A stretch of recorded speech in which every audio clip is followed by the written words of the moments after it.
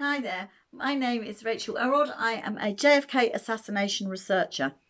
Now, the other day on our page, Oswald was not a shooter, we were asked a very important, pertinent question. And the question was, what is the deep state? Now, I often use this phrase, this terminology, and understand that you guys would know exactly what I'm talking about. But because this question's been asked, I understand now that maybe we need to explain it a little bit more in depth, just to be clear, because at this present junction in time, it is really, really important that we know what the deep state actually is. Okay, so I'm hopeful that I'm going to share some information with you that will help boost our understanding just a little bit. Now, we use this phrase because it's a handy way to explain about the hidden hand, the power behind the scenes pulling the strings of government.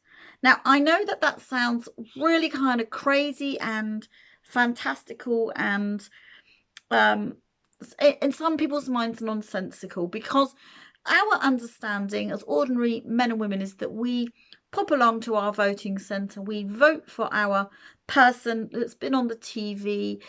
We understand that we're going to vote for this person or that person dependent on their political leanings and their ideas, with the hope that they're going to be in government or in a position of authority to represent us, to make the decisions that make our life better. That's why we vote for them. That's the idea. But in practice, this whole scheme and this system, which we know as democracy, that's the word for it, falls apart. And it falls apart because since the beginning, since the inception of democracy, there's been a huge crack in the wall of how this actually operates. So in essence, we go along in good faith and put our vote, our little X in the box. But actually, in real terms, it doesn't mean anything. Okay, it's just a facade. All of that stuff is just a shop front for people with money, power, influence to basically rule the show by the back door and get their ideas and their interests represented above the interests of the general interests of the people. Okay, so how far that process goes down the tubes is how far we are in or out of freedom to tyranny in a totalitarian state. So totalitarianism, of course, means that there is total control by the government over the people's lives. Okay, but government was never and should never have been designed to have that level of control over people's lives, because people are free, but the idea is that because we can't action something that affects everybody from our own front rooms, we need some kind of representation, a bigger level, to help us have roads tarmacked and healthcare systems and refuse collection and an army that will defend us if we were attacked, on all of those things. We cannot manage that on our own in our own small communities. So this is the idea. Okay, but as I say, it falls down, and the reason that it falls down is because what happens is that there are people that will lobby people in power to do their bidding. Okay, and they do it in a manner of ways. They do it through the use of money and greed. Okay, and it's reward and it's punishment. So if you're a person with the ability to change policy and legislation, and you are approached by somebody who will give you a lot of money for doing their bidding over and above the people that have elected you, there's a very huge temptation to go with that. And at the very same time, very often you'll find blackmail is involved as well. So they set each other up. There's no loyalty. They have different things on different people, and so therefore further down the line, if somebody doesn't comply with those wishes, they will threaten to use whatever information it is they have against them to ruin their career, to move them out of the way, or sometimes even people are removed altogether by loss of life. They are not beyond killing each other. So this is the way in which, at a very basic level, you can see that there is people behind the scenes, very, very influential people that are the top of industry, captains of industry, with a lot of money and a lot of power, and a lot of ideas about how things should go in society, and politicians and policymakers will listen to them for those reasons. But it's bigger than just that, because we could say that that's just our country or a country, but in actual fact that is replicated on a much bigger scale. Okay, now these people who are, very often they hold top level positions in multinational companies, big pharma, big tech, media giants, people that are at the very, very top of all of these industries, gather together under different banners depending on what their particular thing is. So it doesn't really matter what name you call it. You see, you could say it's the Davos Group, the Bilderbergers, Bohemian Grove Club, the World Health Organization, the World Wildlife Fund, NATO. It doesn't matter what you call it. These people come together in certain arenas and make policy and dictate the terms which now affect not just one country but the whole world. Okay, and they do so through long planned agendas. Okay, now really, if we were to break it down and we think about what these people have got planned out, there is a long-term agenda, and the end result, the end goal, is to create a situation where they are literally lords of the earth, and they are in the top 1%, and the 1% becomes the 90%. In other words, the rest of us are going to be, the plan is that the rest of us would be eliminated, moved out of the way, and they don't care by what means that might happen. And the ones of us that are left are to be in servitude and in slavery to their purposes. This is the end kind of objective. And so we can see that the agenda is a complete depopulation agenda, and they at the moment are really pushing through lots of different ideas to achieve that, in every context that you can imagine. Okay, now this sounds really far-fetched and really fanciful, but we have some documentation as to this being the case. And I don't know if you've heard of something called the Georgia Guidestones, which set out the whole agenda in, I think it's 7 different languages, on great big stones.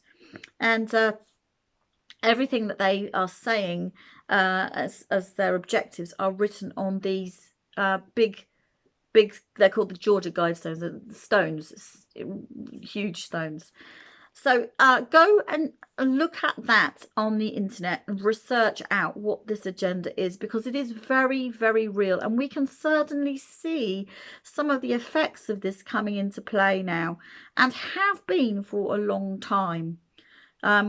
Of certainly the last 100 years, and in the last 2.5 years, the plan and the procedure has ramped up several gears all at the same time. We've gone into overdrive with this agenda. Okay, so I wanted to just talk a little bit about the Illuminati as well, because very often these are the same kinds of people. We're talking about the same 1%. These people see themselves as elite people and over and above all of the rest of us, in terms of status and influence and every single way possible. We are the inferior and they are the superior. Okay, And a guy called Fritz Springmeier did a study into the Illuminati. So his papers are on the internet, so you could go have a look at that. But he detailed out about 13 different bloodline families, and I'm just going to read to you the names because some of them will be familiar to you. Okay, so let's just have a quick look in my notes here if I can find it. I'll find out where I wrote it down. The back of this book. Okay, here we go. The Astor family. They are aristocrats from England. The Bundy, Collins, they're the ones that did the dictionary. So these people have even shaped the words, the very words that we use. The DuPonts, they were into gunpowder manufacture, but they went to all kinds of manufacturing and made an absolute fortune from that. The Freemans, the Kennedy family, they were Irish, but they became political. They're a very, very strong political family, as we all know. The Lees, now they're the Chinese branch. Okay. Onassis, they're the Greeks. Rockefeller, the Rothschilds, the Red Barons, they're the European ones.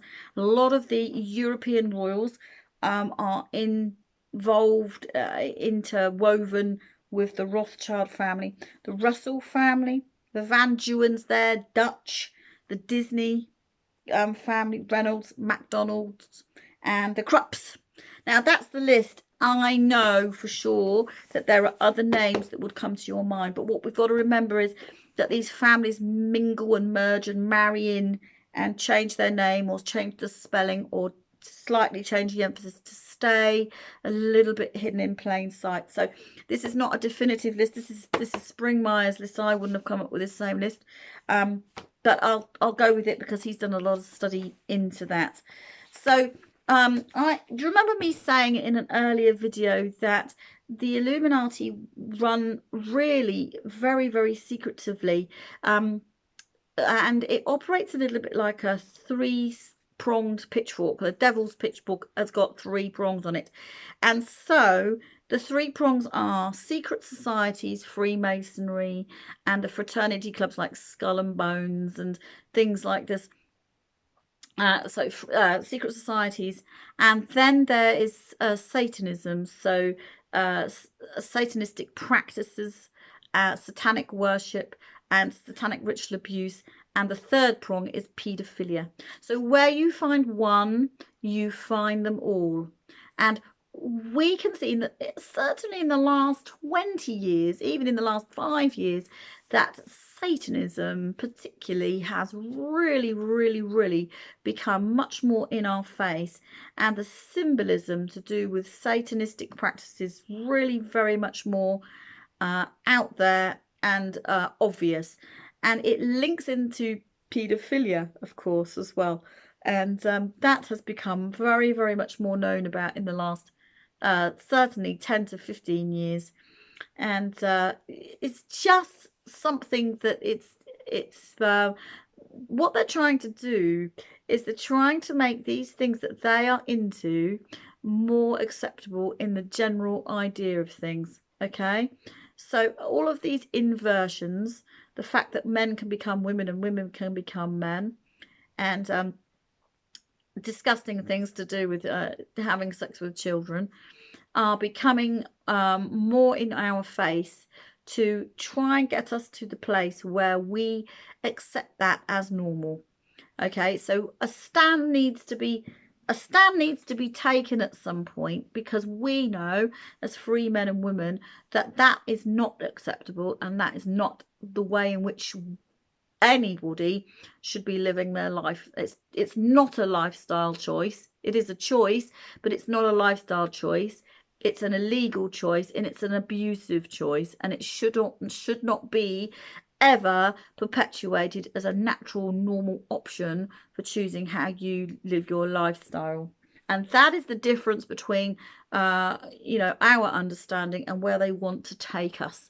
So this is really important. Okay, so we we understand that there's a, you know, a perpetuation of this ideology and this drive to where this is all headed. And we have been under a system where our money and our finances have been debt driven, and that is absolutely on purpose. In 1913, the Federal Reserve Bank was created by the Rothschilds, and it's basically a private banking arrangement whereby they print up paper money, okay, and they dish that out and print out more, print out more, print out more.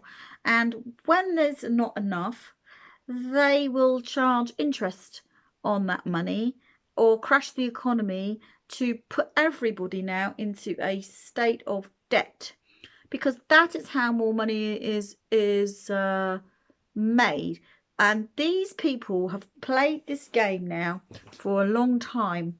But when huge economic crashes happen, the people that are in this elite crowd will make huge amounts of money, because it's all about them becoming rich, and the poor, or the rest of us, the 99% of the rest of us, becoming less and less and less and less rich. So we become indebted to them. They hold all the cards because they've got the freedom to do so, because they've got the money, and then they've got the influence, and then they've got the connections to make policy at governmental levels, at worldwide levels, that affect all of us.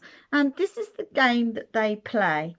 So when they need more money, they crash the economy to create more debt, or they'll create a war, because war is very important in the sense that it creates more and more debt.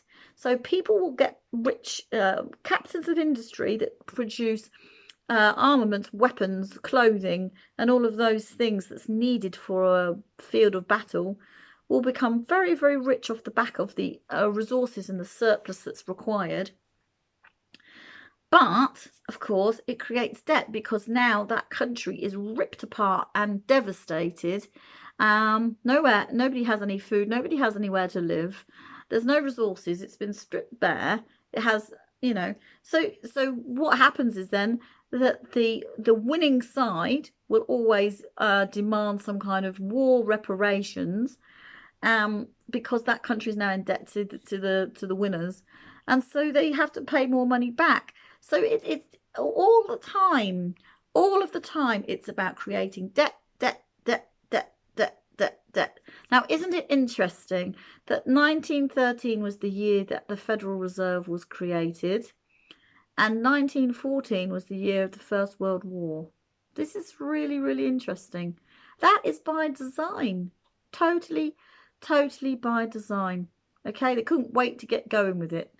All right, now, I just want to recommend a couple of books to you, which might help you with your kind of idea, if you want to do some further study. So the first book I want to recommend is this book, Kennedy and Oswald. Now, this book talks about lots and lots of things to do with the JFK assassination in a deep dive. That's okay. But it also talks about the money aspect, because JFK understood what I've just been talking about the debt-based economy, and he wanted to stop that. And he produced, or was in the process of producing, what was called silverbacks. Okay, now these silverbacks were going to be based on silver. So instead of it just being a piece of paper with Federal Reserve note across the top, which is what the Americans have at the moment, it was going to be based on silver, and it's going to be worth something. And so therefore the economy was going to come out of its position where it was going to be debt-based. The Federal Reserve was going to be undermined. Of course, this hidden hand, this deep state could not have that. So what did they do? What did they do in November 1963? We know the answer. We had a president killed. In fact, we've had another president killed. It's the same with Lincoln. Lincoln was going to create greenbacks. Okay. Huge war debt because of the Civil War just then in 1865 in that position. And so freedom means freedom, you see. And I think that these guys understood that freedom means financial freedom. It doesn't mean indebtedness to wealthy barons. Okay. And they inherently understood that and wanted to do something about it. But of course, this hidden hand, this deep state, was never going to allow that. So they just killed these guys. Just killed these guys. Recommend this book because this book explains that in a deep way. Okay, now this book, Eustace Mullins, Murder by Injection. Okay, this idea has been around for the best part of 100 years. This, you know what I'm talking about. I can't say the word because it's going on YouTube and they'll censor it. Okay, it's all about depopulation. All about depopulation. All right, and it's been going on for 100 years, and this book explains the concept of how that originated, why that originated, plus a few other subjects as well, and how they intend to use that, and that's part of the agenda. William Guy Carr wrote this book, Pawns in the Game. Now, I haven't read this book, but Richard did, and he talked to me quite a bit about this book because it brings together our understanding of how the Russian Revolution, the French Revolution, and the American Revolution are all connected on the world stage and how that came to be. Okay, and plus lots of other subjects as well, as these things are all connected, and those things kicked everything else off. So I highly recommend this book, even though I haven't read it, because Richard told me a lot about this book. It's on my to-do reading list, that's for sure.